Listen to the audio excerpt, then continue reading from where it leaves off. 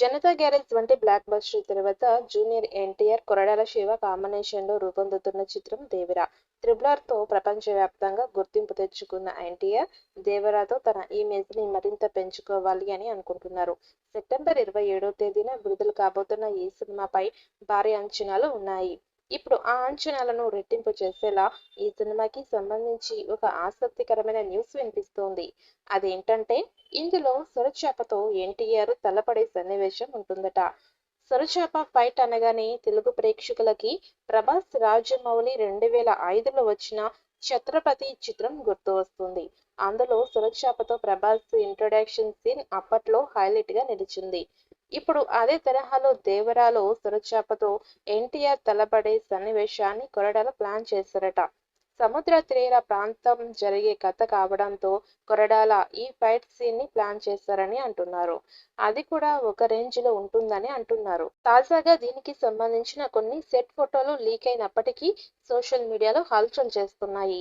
దీంతో సొరచాపతో ఎన్టీఆర్ ఫైట్ ఎలా ఉంటుందో అని అభిమానులు ఎంతో ఎక్సైటింగ్ గా ఉన్నారు.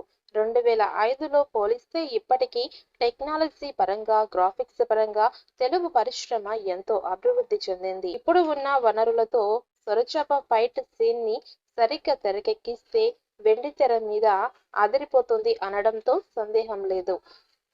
లో పులితో ఎన్టీఆర్ సన్నివేశాలు ఎలాగైతే హైలైట్ గా నిలిచాయో, దేవరా సినిమాలో కూడా ఆ స్థాయి సన్నివేశాలను కొరడాల ప్లాన్ చేస్తున్నట్టుగా సమాచారం.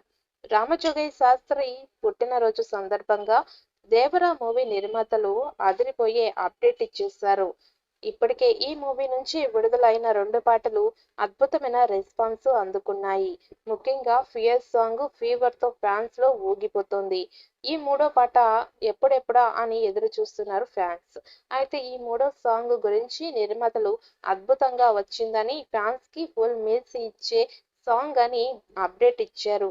ఇక రామజోగయ్య శాస్త్రి మాత్రం ఇప్పటిదాకా మీరు నిప్పు రవ్వనే చూశారు, ఇక బ్లాస్టర్ అయిన మంటలను చూడబోతున్నారు అంటూ తన అప్ కమింగ్ సాంగ్ పై రామజోగయ్య శాస్త్రి ఫ్యాన్స్ కి కిక్కిచ్చే న్యూస్ చెప్పారు.